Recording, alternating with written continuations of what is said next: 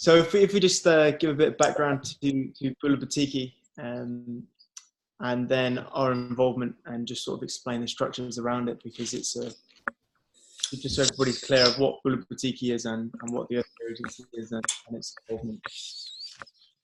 So hopefully you can all see the picture there. That is a picture of Mua village in Batiki Island. And Mua is the chiefly village of the island. It's one of 4 villages there.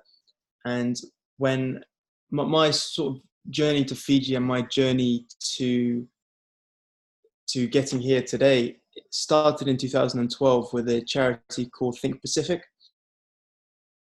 And they run youth and sports projects in remote locations in Fiji. And when I signed onto the project, we just happened to be posted to Batiki. And when I arrived on the island, I was met by one of the families there who called me their son. I called them mum and dad, had brothers and sisters, aunties, uncles, cousins all over the island, all within the space of 24 hours. And I went there as a 19-year-old, not knowing anything really about any other culture in the world, and was just blown away by how amazingly kind and the self-sustaining life that everybody lived. And to me, it just seemed like absolute paradise. And so I've been visiting twice a year every year since 2012 to go back and spend time and live with my sort of adopted Fiji family, and I've just absolutely loved it. But then sort of from this came the concept of Bula Batiki, which is a community-owned business owned by all 45 families in Batiki Island.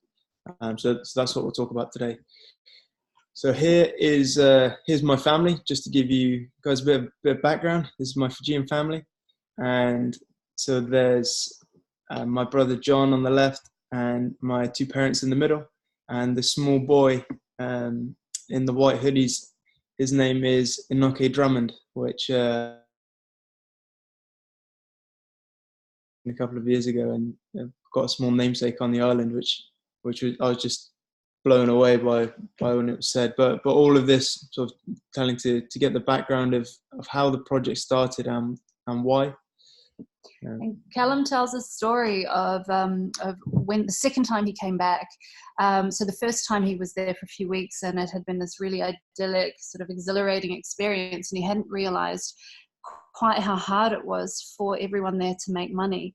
And it wasn't until the next time he came back, which was over Christmas, that he discovered that one of the main income sources is copra, and just how hard everybody has to produce it.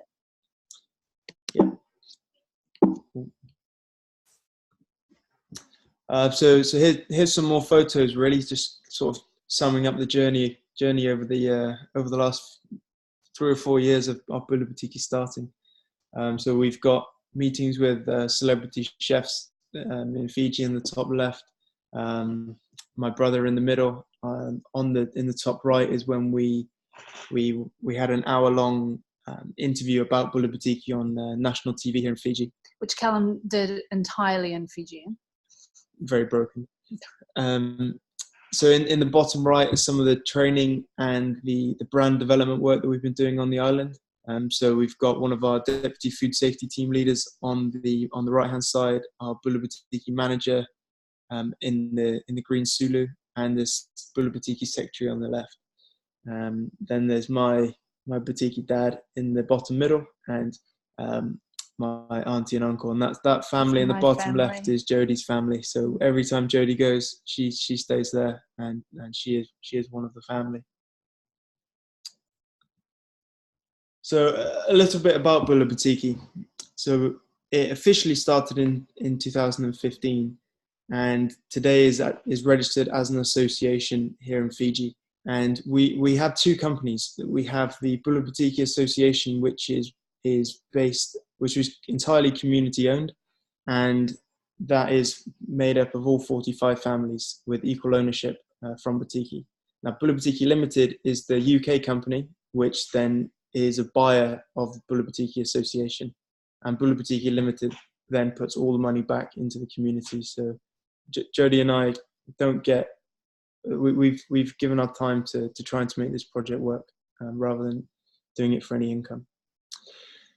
But sort of the story in terms of how the concept for Bula Batiki came about, as Jody said, I'd seen in copra, and whilst walking out to get copra, which is it's the hard white inside of the coconut that can get made into soaps and various other things, but it's a very low value product. And yet when we were walking to go and collect this copra, you see all sorts of incredible fresh fruit and veg that certainly in England would have cost a lot of money. And I thought there must be something that we can do in order to actually make a much better income here on the island. And sort of had this thoughts, went back again the next year. And when I was back, my family on the island said, "Hey, Callum, we know how to make virgin coconut oil. Do you want to make some and just take some back for your family in England?" And so none of us thought anything of it. We produced some coconut oil. I took some back, gave some to my mum and some to my dad. And then during that process, it was like, actually, if I'd have sold this to my parents and then given the money to my family in Batiki, it could actually be a better income earner for them. And then that idea sort of madly spiraled around in my head, and it was like, actually, this shouldn't just be for a single family. We should try and do it at a proper scale and do it for the whole island. And so I didn't know anything about business at this point, had no interest in it at all. I was like, right, well, I need to figure out how we can do this so I can support my friends and family back on the island. So I went onto Google, was typing in profit. How do you calculate profit? My sister was studying business at her university, so as many phone calls to her saying, "Gina, please, I have no idea what I'm doing." And we put together a business plan that we then won £3,000 startup money from my university in Cardiff. And then from that money, I then took it to the island and created a PowerPoint, went through and showed everybody. And the idea was simply to present the possibility of an opportunity, because Fijian village life is incredible, and it's my favorite thing. And if it's something that the village didn't want to do, that was absolutely fine. I just wanted to know that I tried my best to give the opportunity as best I could in order for me to try and give back for what they'd done to me. And everybody on the island was really receptive, and we gave it the first trial. And that was in December 2014. Sorry, December 2015, we produced our first 150 litres and sent that across to the UK. So so Bula Batiki now, we produce virgin coconut oil, and it's currently certified to the Organic Pacifica standard, which is recognised within the Pacific, and is also now the first island, as far as we're aware of, in the Pacific to have USDA NOP and EU organic certification, as well as ISO 22000 food safety. And this was a really big achievement, because the only other islands in Fiji that have those certifications are owned by multimillionaires like Mel Gibson.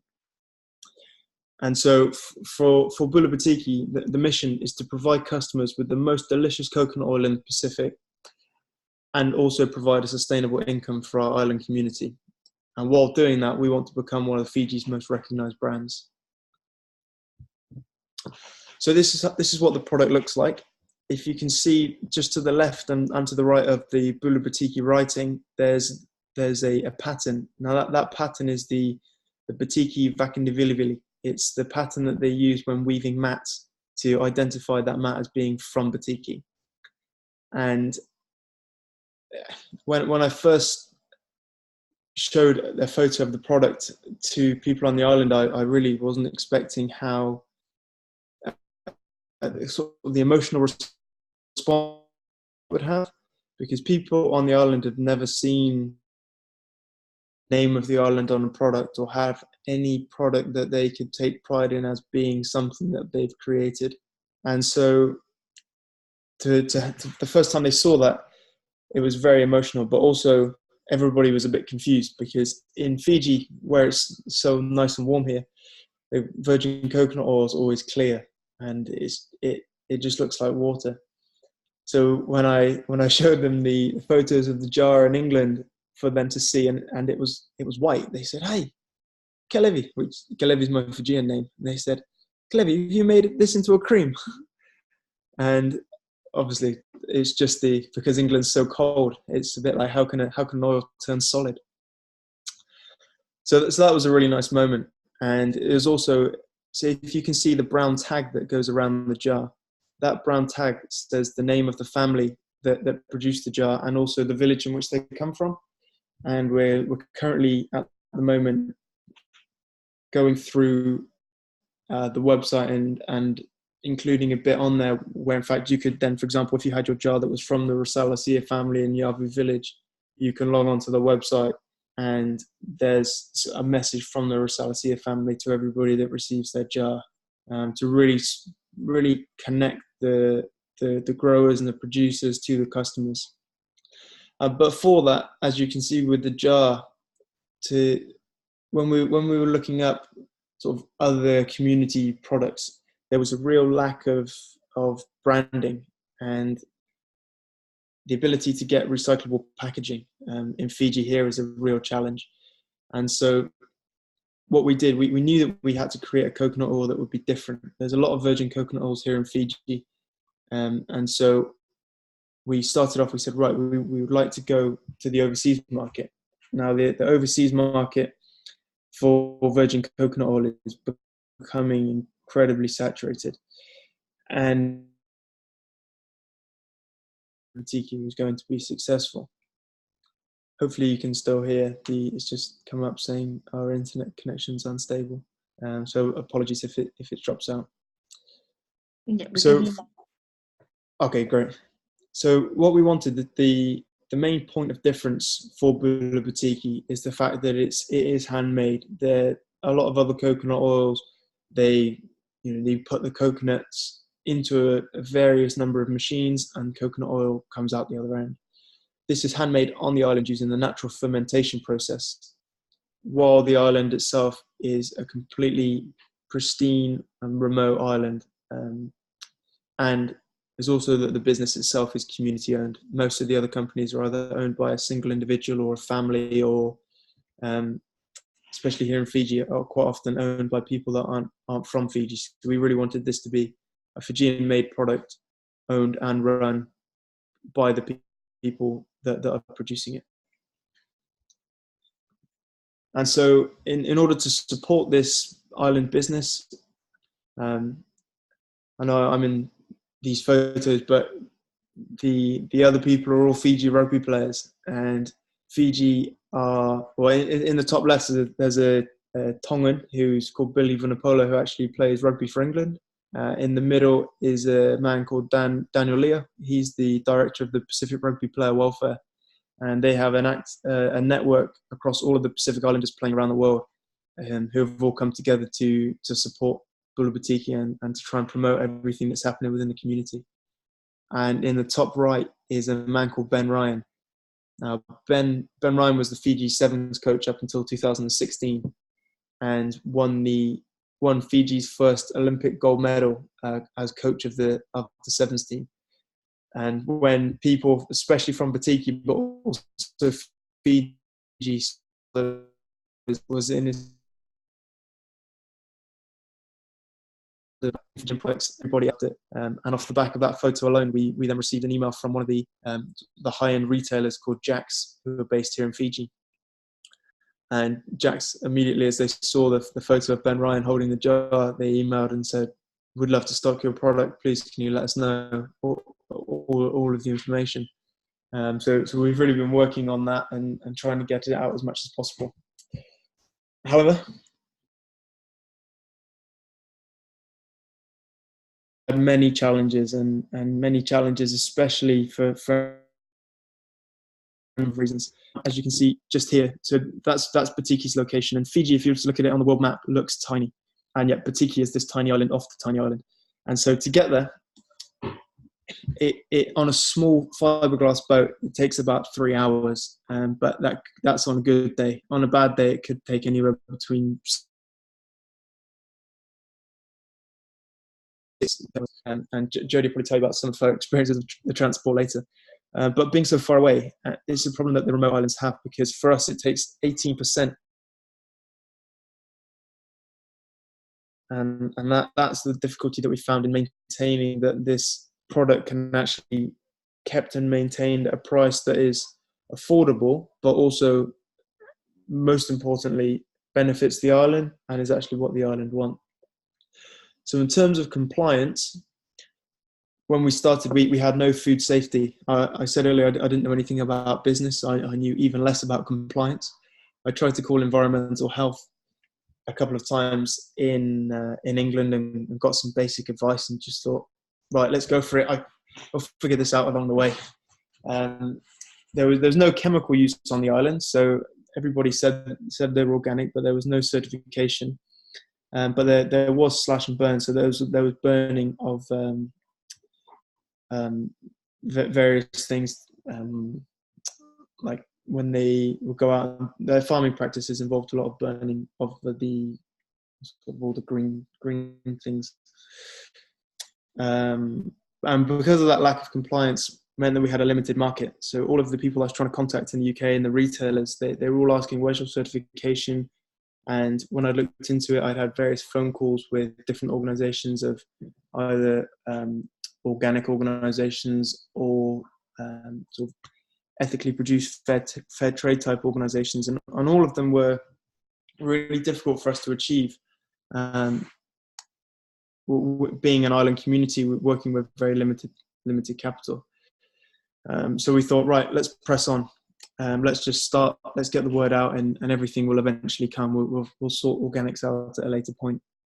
So some of the problem that we had, so everybody was making it in their homes, and I love the concept of everybody making it in their homes, but it meant that the product quality varied a lot. And I don't have any sense of smell, and which means that I have a very limited taste as well. And so from that, there was a lot of times where I'd have to call up my sister or my mum and say, hey, please, we just had this new shipment of coconut oil arrive. Could you come and do a quality control test, please?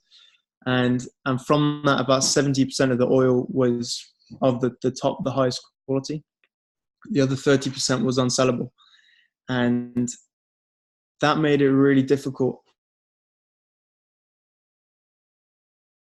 budgeting and financial forecasting, but it also made it difficult to try and make a commitment to buyers, because we didn't really fully know what quantity we'd be having. And then with all of this, we didn't really have any records. We only had the number of litres produced per family. And the only reason that we kept that was in order to then make sure that everybody was paid properly. And so from that, we ended up trying to come up with some solutions. And I always say it's some sort of miracle that I was then introduced by a mutual contact to Jody, and I'll let Jody tell the story then, but it couldn't have fallen at a more perfect time, where we said, right, we need these compliance issues sorted. How can we make this happen? And then out of nowhere, Jody appeared.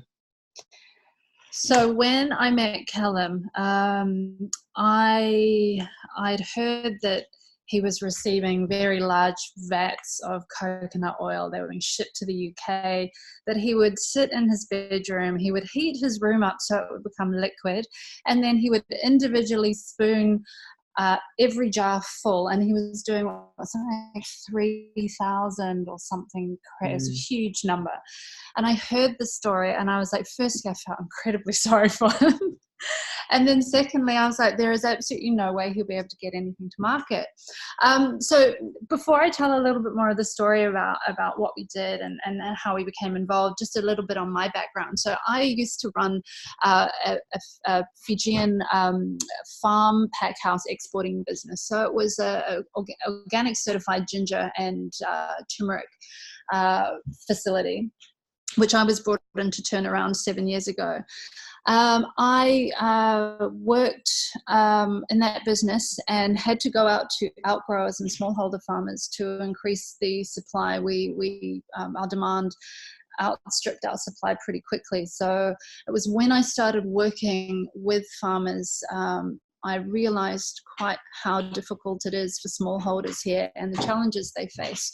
So once I handed that business back, once it was turned around and profitable, and I handed it to local staff to run, I thought, okay, what do I want to do? And I came up with the concept of the Earth Care Agency. The Earth Care Agency is an incubator providing support to primarily agricultural businesses, but more recently blue, sort of ocean-based and aquaculture businesses. And we exist to really support SMEs and communities to really run their own businesses. So when I was introduced to Callum, I was blown away by his story, and I wanted to help. And I also wanted to work with a very big group. This was the first group I had worked with, first big group. So I started in 2017, and I said to Callum, okay, what are your goals? And he said, well, certified and food safety. I said, well, when? He's like, oh, 3 or 4 years. And I said, okay, let's get it done now. Let's make a goal to do this by the end of the year. So we started with training in regenerative organic agriculture, and we followed that with food safety and hygiene training. And then I had my team start documenting the VCO process. So we wanted to use the process that they had in the village. And then we benchmarked it against an existing UNFAO processing manual.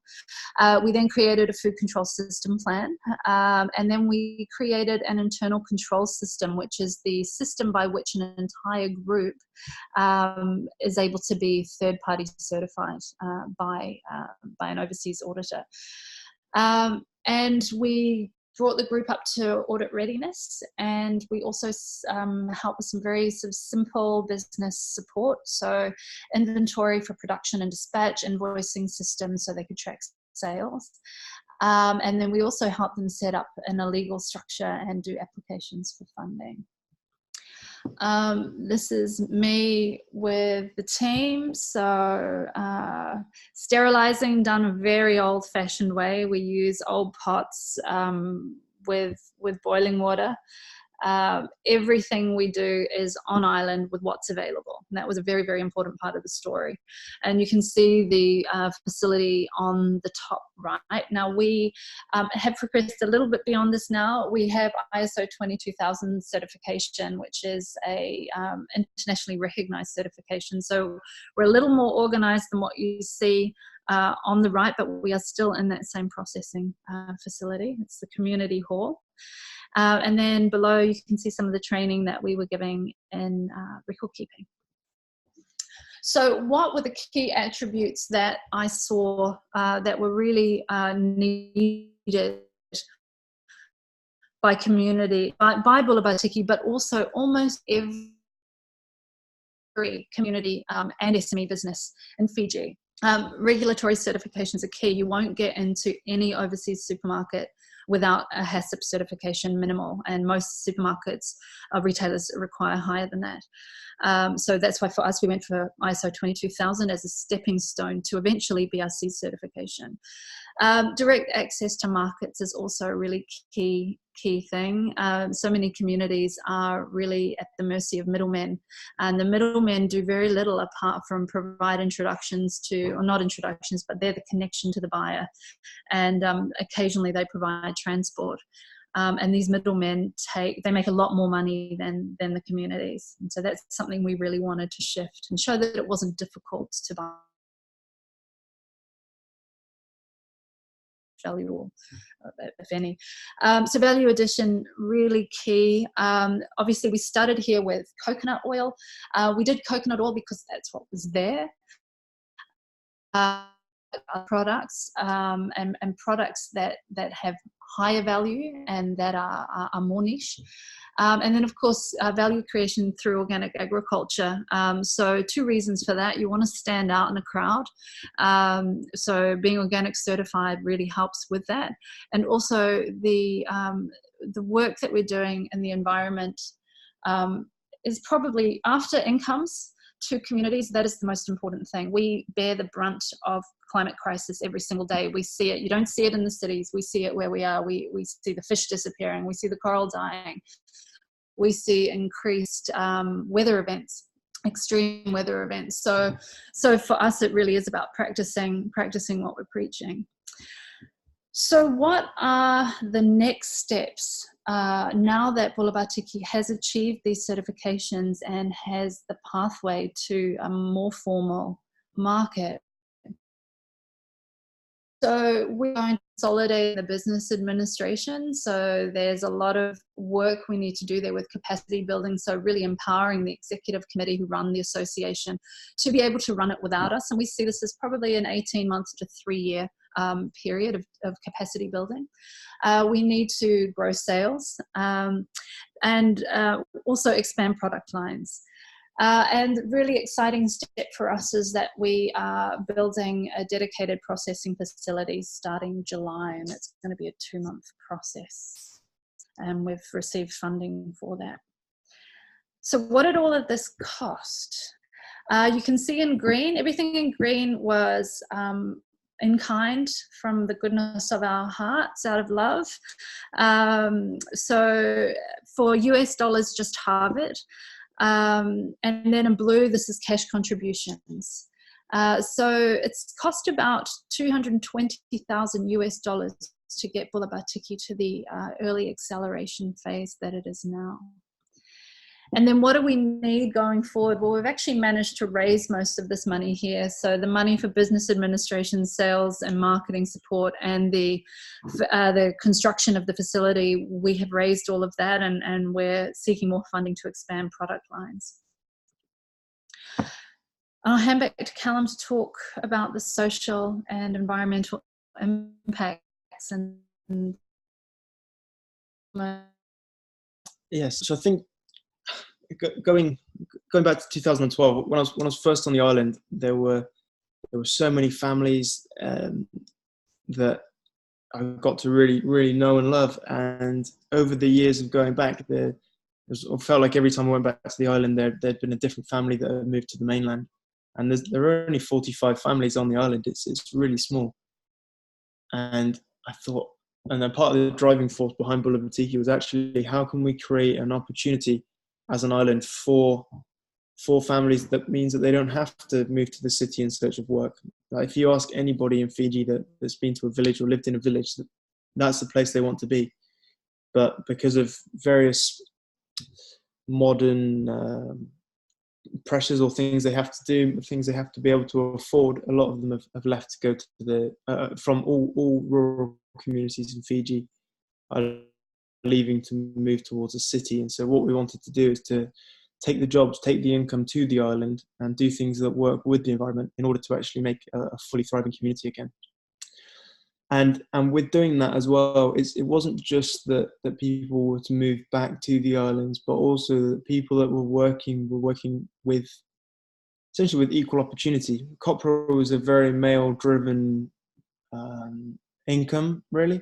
It was often almost always the male of the family that would go and cut the copra, and the females very rarely went, or if they did, it was only as an assistance. Whereas when Bula Batiki started, so Bula Batiki has women all the way throughout the process and holding really key roles of responsibility. So one lady called Anna Lataimi, she's the head of the food processing, and her work's phenomenal, and the way that she's able to conduct herself and coordinate everybody, she gets absolute respect from everybody. And it really is a great example that, not stereotypes, but that's maybe the wrong way, but that the things can work within a culture and be done in the right way to actually mean that people, regardless of gender, can still have the same opportunity or not be looked down upon and things like that. So much of what's happened has happened based on merit. So it was really interesting when we started. A lot of the key positions were filled by the men who held leadership positions in the community. But as we progressed through, learning about the production and the process, then we found this really, really good equilibrium of people holding positions because they were naturally good at them. And then we found this really great balance between men and women, and also women making naturally.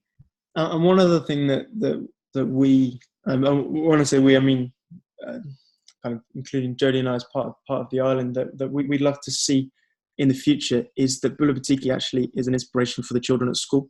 So those that are on the primary school in Batiki, that there's no secondary school. So when they get to the age of 14, they have to leave and either go to one of the two secondary schools, either in Levuka or come to the capital and go to Suva.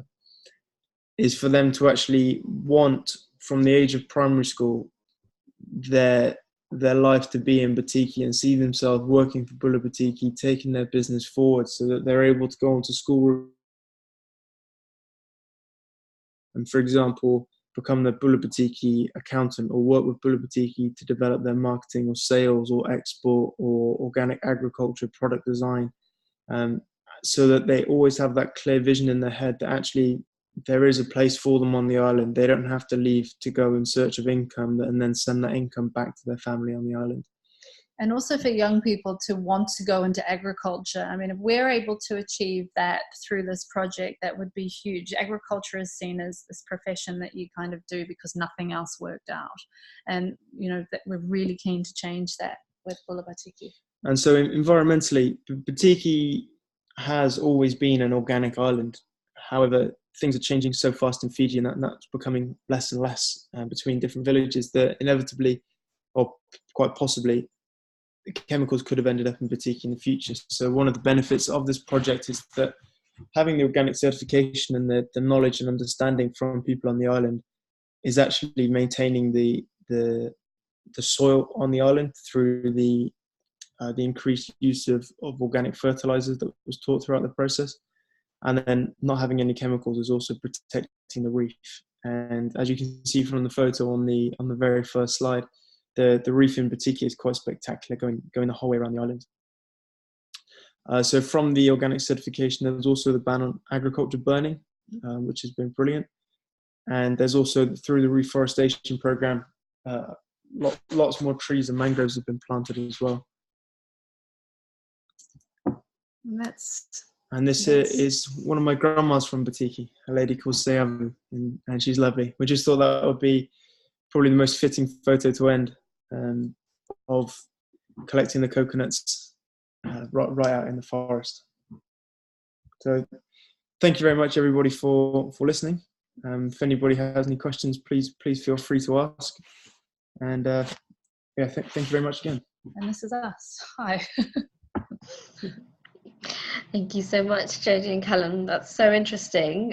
We've got Jialing, who's shared a question. I'll hand over to you.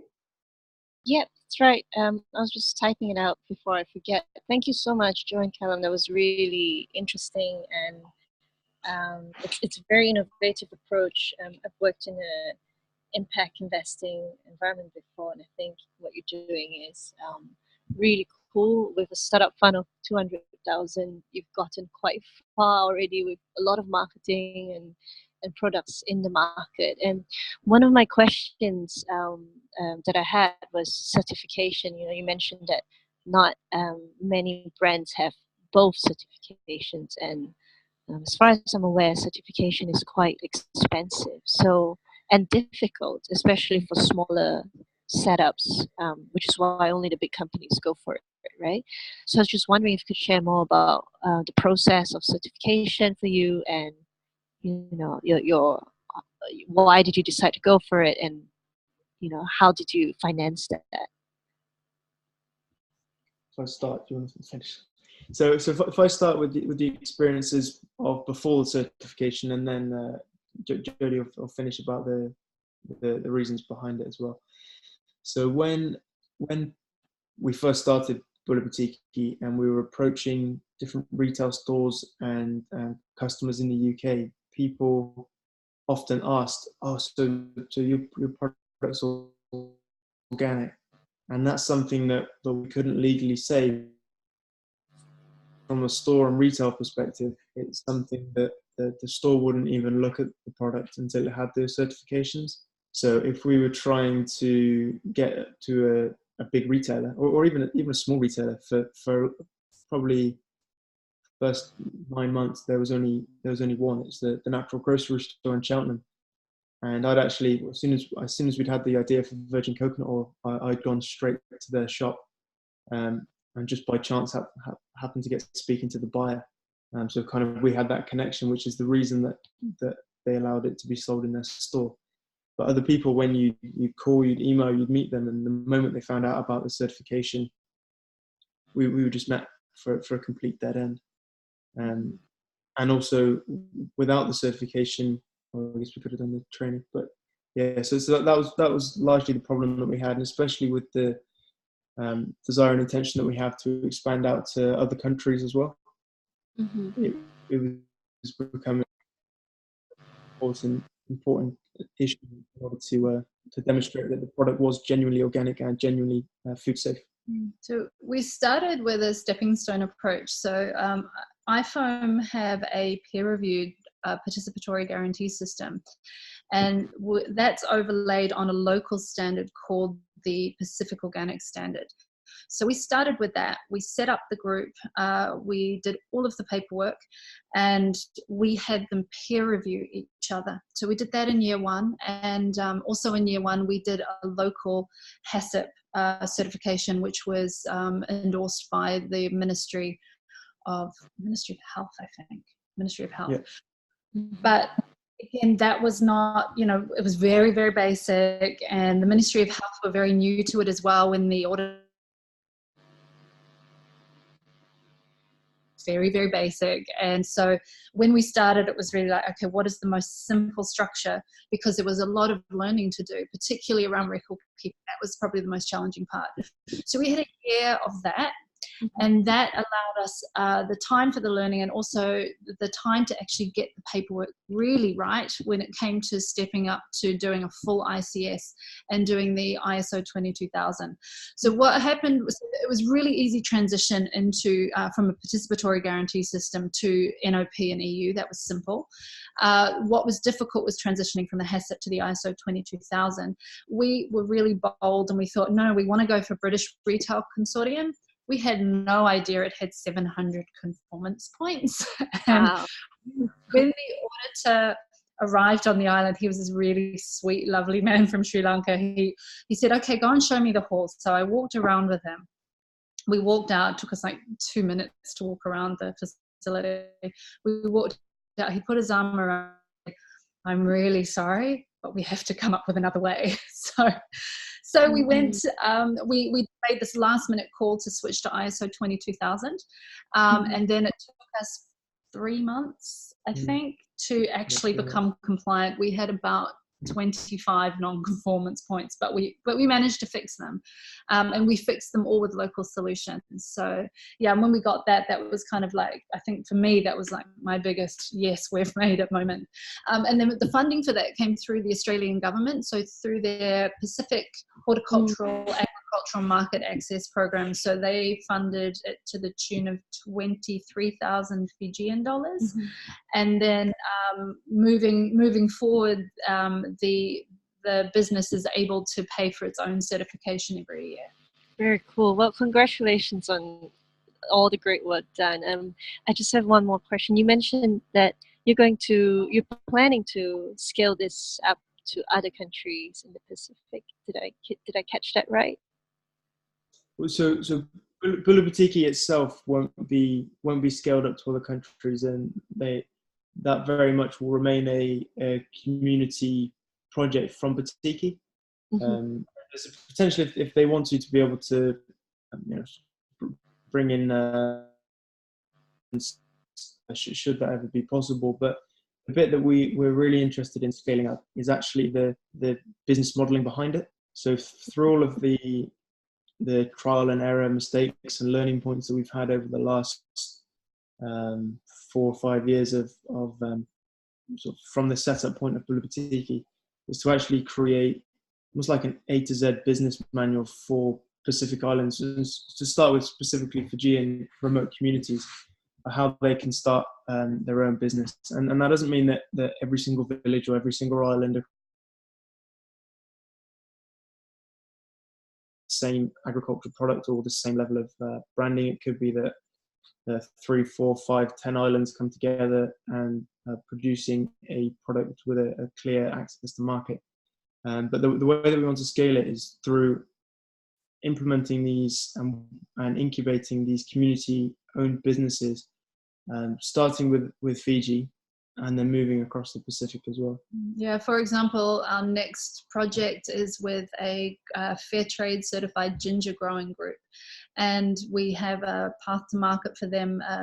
New Zealand herbal science business have created an antibiotic product using ginger extracts, and that's to treat urinary tract infections. So we will be setting them up to be able to supply a value-added product to the New Zealand company.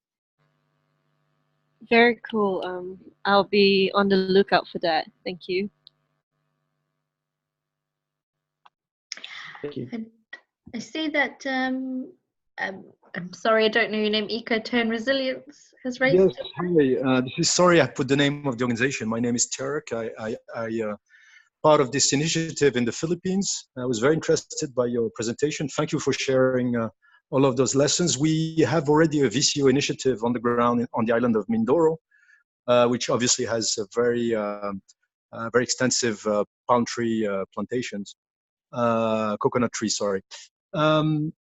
And I was interested to understand, because we started with a very manual process similar to yours, with a number of women, indigenous women. We had the chemistry engineer from Belgium who volunteered for a number of months on the ground to start the process with I would say, a handmade VCO production.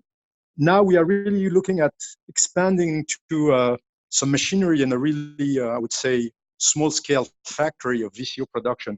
So I was interested to understand, in your experience, is there a plan to move to something more mechanized? Our understanding is that unless you have machineries, you still have a pretty high rate of contamination. The output that you get from the coconuts is not optimized until you get, some, I would say, even basic technology. So I would love to hear from you. What's your plan regarding technology, and how you think you can ramp up production? Sure. So when we originally started, the idea I loved in my head is that there's absolutely zero machinery at all, but in actual practice that doesn't really work. And I was the one running it in the beginning, and I was like, I can't have people like scraping their hands to pieces. Like, right, exactly. Our throughput is something like, well, we aim for 1,500 coconuts a day. So in a week-long process, our yield is about 160 litres, and where we want to get to is 300 litres. And then that's 3,000 coconuts in total. So that's 1,500 on the day one of the process, 1,500 on day two. But so from that, we identified that actually there was a higher level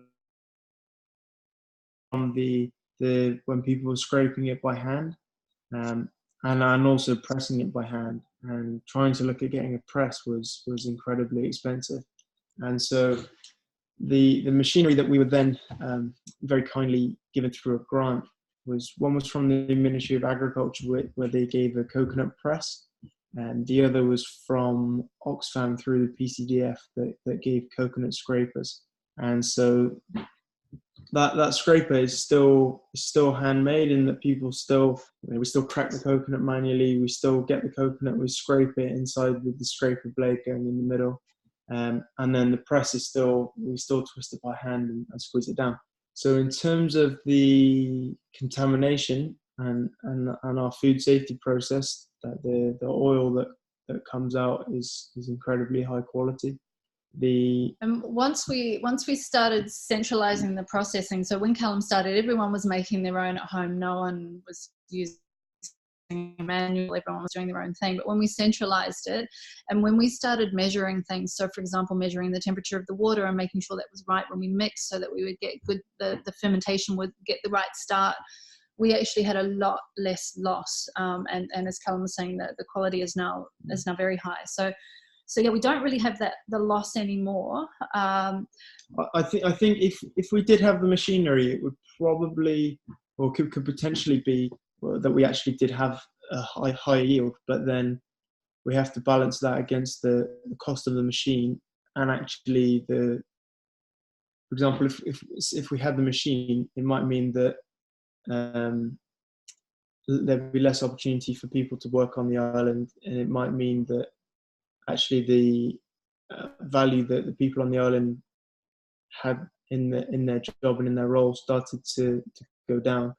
But then also the story behind the product as well, like being handmade, gives it the point of difference. And when we spoke to the organic or the food safety, when we spoke with the auditors that came, and they said that actually using yes, they said stay away from centrifuge. That's what everybody is using. Keep with natural fermentation. That's your point of difference. So really what we've done, so we're going to be building a dedicated processing facility in July, and we've also got some money for machinery. So we've said, okay, to keep the story, because we need the story, what can we mechanize? So the things that we're looking to mechanize is the opening of the coconuts and the scraping of the coconuts, and we also want to mechanize temperature control so we can heat the room, and really those are the only things, and also sterilizing, and those are the only things that we're going to mechanize, and that will help us get our yield to the sweet point of 300 litres a week, which is what we want to get the incomes at the right level for each member of the community. But then also when we were, and this is potentially a bit off topic, but the thing that we found where there are the virgin coconut oil market is so saturated that we really want to keep pushing this product and develop it as best as we can, but we also want to build up alternative income source as well. And I think we should do that for, even if if this product is booming right now, actually we need to think about the other products that we do with that. So rather than going 100% in on virgin coconut oil or 100% in on organic honey, for example, we need to find a balance and split and share and make sure that we do a wide number of things really well. Or maybe three products would be good for this business, we think. Thank you so much for all those elements. We would love to stay in touch, because as we're moving along in our own VCO initiative, I think we share a very similar angle, because our initiative is a partnership with the University of the Philippines, with very much a social objective, very similar to yours. So with indigenous women at the heart of the project. So obviously we'd love to stay in touch and compare. Please. Thank you again, and congratulations for your work. Thank you. Thanks. Brilliant. Thank you so much. Any more questions? And I can see that we're getting close to the end of the call.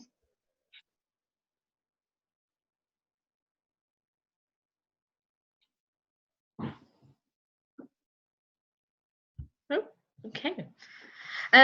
So I think, sorry, so was it Derek you mentioned? That was your name. If you wanted to send us your email address, or maybe post it in the chat, we can also connect you both. Yeah. Great. Thank you so much, Jodie and Callum. And we will be sharing this more widely as well. So we really appreciate your time showcasing this case, and it would be great if, once we post it online, if there's any questions, for us to be able to call on you to have a bit of back and forth on either LinkedIn or Twitter, if that's okay. Yeah, and we love Perfect. we're sharing the stories, so anytime. Brilliant.